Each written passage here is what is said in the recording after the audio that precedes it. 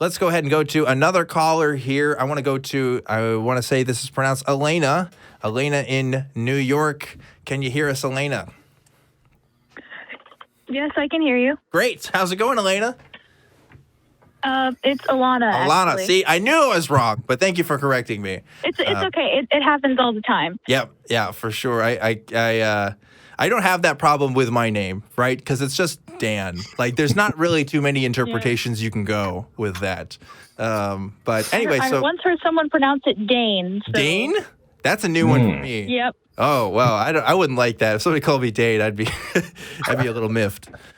So you have a note here saying that you want to talk about the internet and kind of the paths of deconversion, right?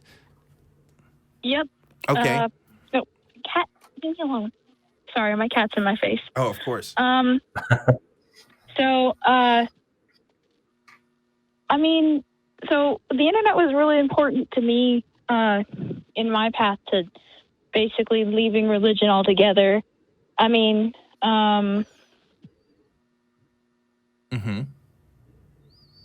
Yeah. Congratulations. It's kind of like, for my whole life, I mean, I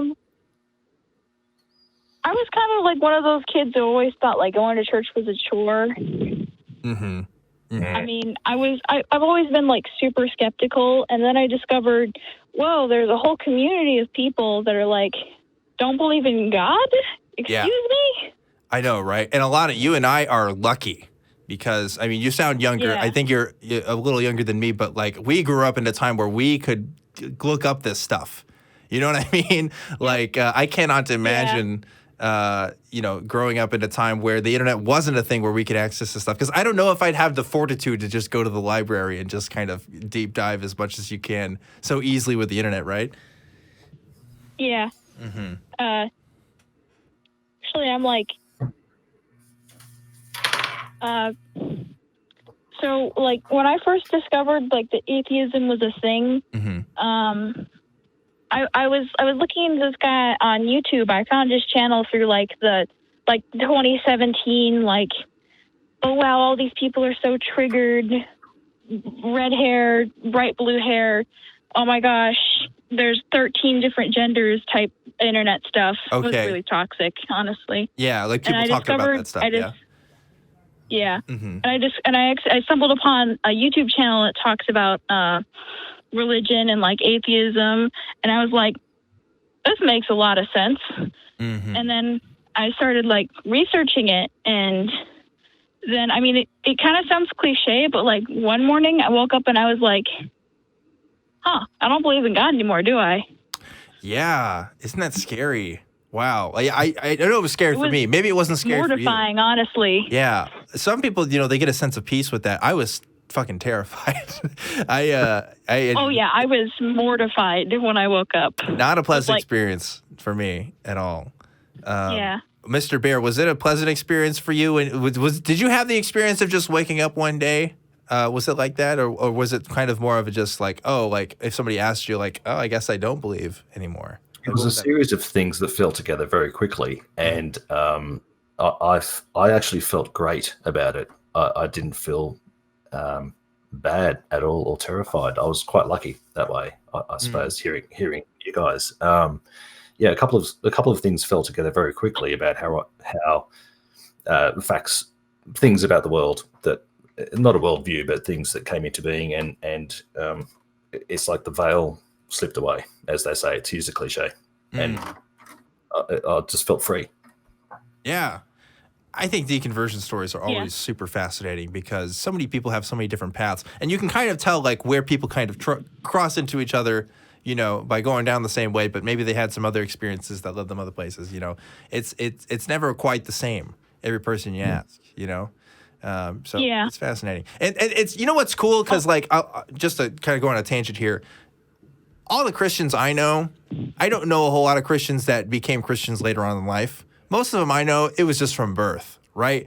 It's like the exact opposite in the atheist community. It's like almost everyone I know in the atheist community, they came to it somewhere in their life. And yeah, there's definitely some that, have always been there.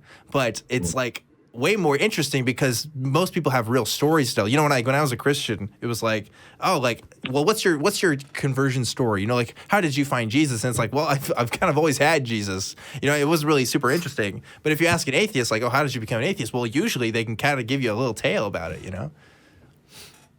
Yeah. I find that a lot of my friends at school, I'm still in high school, by the way. Yeah, I'm young. No shame here. We are I mean, some of them were actually like raised from birth to be atheists, and they're like, that's like so cool. You got like a story to tell. It's like just my mom, both of my moms are like my mom and my dad, or my dad's were like, I've always been an atheist, and I'm sitting here being born an atheist. But you got this like cool story about it. Yeah. Well, but a few of them that like weren't raised from birth were like, yeah, it was kind of like that for me too. And you know, sometimes we talk about it, and you know, it kind of really got me interested into that sort of thing. For sure. I heard Mr. Bear wanted to say something here. Yeah, go ahead. I just wanted to ask if either of you ever challenged God to do something or prove himself. Oh, yeah. I had that phase. Yeah? What was that like for you? Ooh, for a solid, I'd say 6 months, I would, I think it was in middle school, like late 6th grade, I basically challenged God for 6 months. I would like, if it was raining, I'd pray for the bench to be dry. I'd be like, if you're real, then the bench is going to be dry. And if it's wet, then you're not. Oh, man. Just like the story with like, the fleece in the Bible. That's great. All I asked was God you know, move. One time it was actually dry, and I was like, whoa, what? Excuse me? Oh. But then I was like, but there's trees right there, and they've grown over the bench. That doesn't make sense. All I asked was that God move one leaf. Yeah? Did he move it? Just a single leaf. Well, yeah, it moved eventually, but it was the wind, right? So, that's funny because like I always kind of self-confirm stuff. Like it was like, oh God, help me do well on this test, and then I do well on a test. Be like, yes, like there we go. Yeah. And then as I was kind of getting more skeptical, it'd be more like, well, can you text me? Like, can you do something like super kind of crazy? Because this other stuff, like this can be explained by other means. Like I'd be remiss if I just got a random text that said, hey, this is God at the exact moment I asked, right? Or something like that. And now I kind of have this running joke of, look, I have a call-in show. If God wants to call in, then he certainly can, and I'd be happy to talk to him. But yeah, like that's definitely, because like there's a fear surrounding like that. That's super taboo. If there's any Christians that are listening to this right now, I guarantee they probably got some goosebumps hearing that. Because for me, that was always a no-no. It's like, no, you cannot test God, right? Like that, you're not even worthy enough to do that. Like that's not even in your thing. But it's like, well, like I got to figure out somehow, and like, is the reason why we're always afraid of this because we know deep down that like nothing's going to happen and that it's not going to, do anything for us? I don't know. I think that's something people have to wrestle with themselves.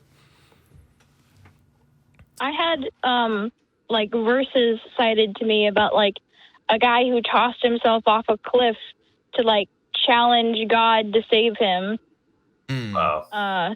Later.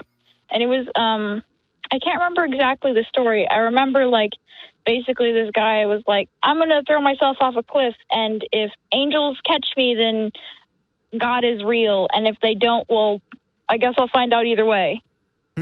Well, I know in the New Testament, Jesus tells a parable where he's talking to basically what's supposed to, it's kind of supposed to be Satan, but it's not really. It's a whole thing. Well, yes and no.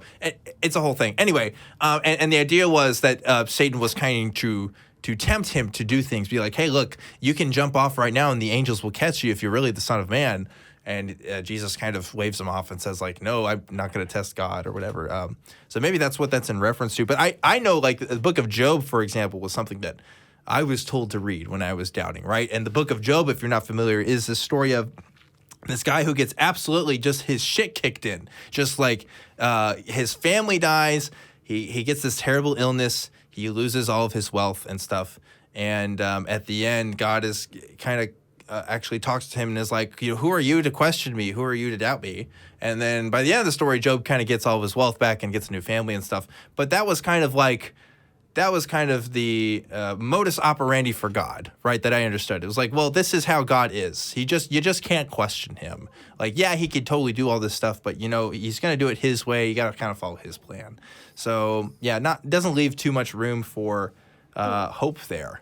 It's just kind of like, well, you just kind of have to have faith. That was what it was for me at the end of the day. I'm sure other people, there's definitely Christians out there who are like, oh, well, there's the specific evidence for stuff like that you have to, and that's how we know it's true. But for me, it was just faith. It was just a faith thing. So, yeah. Yeah. Well, lucky for me, I have issues with authority, so. You Gen Z folks and your issues with authority. Of course. Just kidding. No, it's that's probably going to serve you well in some circumstances. Maybe not in all of them, but definitely in our community, it probably helps. Anyway, thanks for talking to us, Allanna, and thanks for sharing your experiences with us.